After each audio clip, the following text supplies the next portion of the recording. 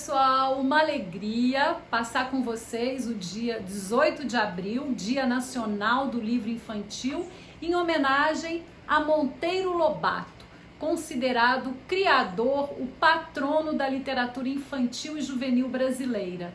E o canal agora com mais de 100 inscritos, então agradeço a todos vocês que nos acompanham. Eu escolhi para compartilhar com vocês A Chave do Tamanho, um livro do Lobato que eu li quando criança e me apaixonei com a possibilidade de diminuir o tamanho das coisas, de ficar na expectativa se vai voltar ou não o tamanho, que tem muito a ver com esse isolamento social que estamos vivendo, como se estivéssemos nesse tamanho pequenininho, reduzido dentro de casa, entre quatro paredes, sem poder sair e sem poder compartilhar o mundo social com amigos, com familiares. Claro que algumas pessoas têm saído por razões profissionais, por necessidades, mas a maioria de nós está em casa, né? Estou em casa, espero que você esteja em casa também. E aí pensa nisso, nessa obra de Lobato tão importante que é A Chave do Tamanho, que nos faz pensar nessa questão da vida, né? De você manipular as pessoas, de você manipular as coisas, de você também ficar sem condições de fazer aquilo que você quer fazer, né? Porque você pode ser reduzida a um espaço, reduzida de tamanho. E eu preparei há uns 2 anos atrás um estudo com as 12 razões para se ler a obra de Monteiro Lobato. Eu apresentei este estudo na Universidade Estadual do Rio de Janeiro, na UERJ, no curso da pós-graduação em Pedagogia e em Educação, a convite da professora Márcia Cabral, e apresentei este estudo também no Instituto Estação das Letras, no projeto Recordar Infâncias, que acontece mensalmente. Há um ano atrás, a cada mês, homenageamos um autor que não está mais vivo e que nasceu naquele mês. E em abril do ano passado, homenageamos Monteiro Lobato. E esse estudo também foi compartilhado pelo Instituto de Leitura Quindim, cujo diretor, Volney Canônica, tem divulgado a literatura infantil e juvenil nos 4 cantos do Brasil. E a minha argumentação a favor da leitura do Monteiro Lobato parte do primeiro ponto, que a fantasia é o foco das narrativas. Lobato vai tomar a fantasia do ponto de vista da criança que fala, que pensa, que tem voz. Em segundo lugar, as histórias lobatianas são fábulas nacionais, justamente por abordar personagens, animais, figuras folclóricas, dentro de todo um universo que é o universo brasileiro, que acontecia pela primeira vez nas histórias para a infância. Em terceiro lugar, o trabalho com as ambiguidades. Em alguns momentos, Lobato é preconceituoso, é depreciativo, mas é interessante como ele transita numa certa ambiguidade com uma personagem como a tia Anastácia, por exemplo, que ele faz críticas a ela, por ela ser negra, pelos traços físicos dela, mas ele também dá a ela um poder de alquimia da pessoa que está no comando da cozinha.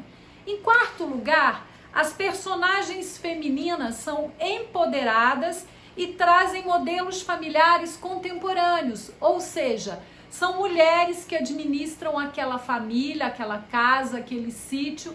Elas dão conta de tudo, elas não têm a ajuda masculina, ajuda financeira masculina. A tia Anastácia e Dona Benta, elas estão completamente independentes e a cargo da educação daquelas crianças e do cuidado de tudo que tem no sítio.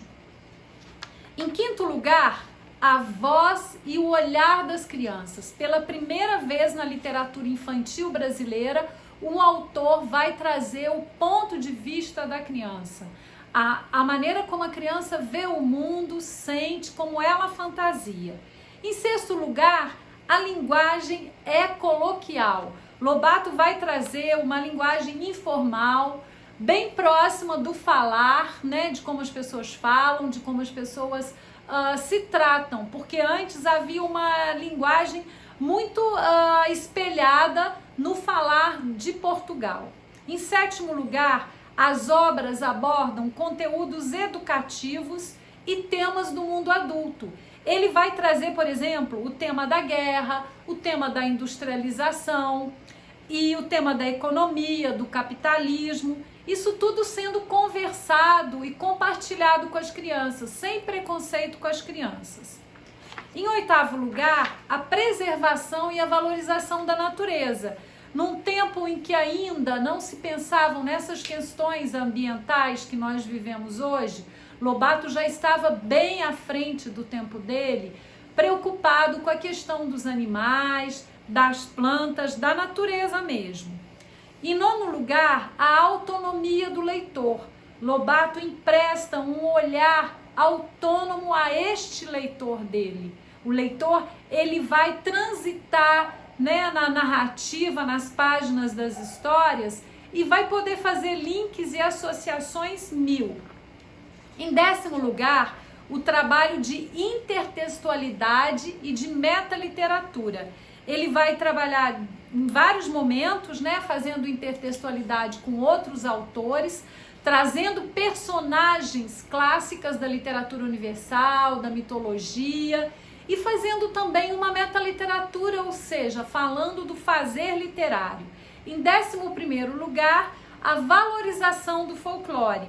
Ele vai trazer a tradição oral brasileira, a forma de contar das pessoas, né, da área rural, das pessoas do campo, as histórias contadas, os causos contados pelos sábios, né, pelos velhos.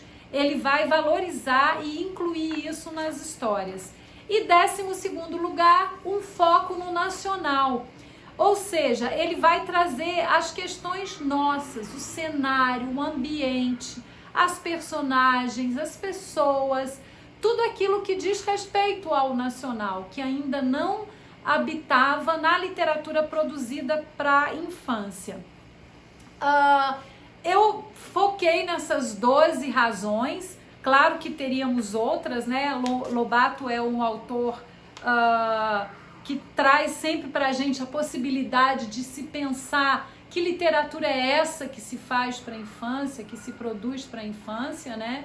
E acho que esse mês de abril é oportuno para a gente voltar a ler o Lobato, apresentar a obra dele para as crianças, dialogar com as crianças, né? Contextualizar também, entender que ele é um homem de outro século, que ele vem de uma outra época, tanto do ponto de vista econômico, social, político, mas que ele é importantíssimo na literatura infantil por ele ter sido um divisor de águas na história da literatura para a infância brasileira.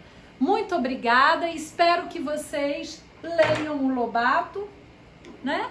E que a Chave do Tamanho inspire vocês a pensar nesses tempos de isolamento social que estamos vivendo. Um grande beijo e até breve!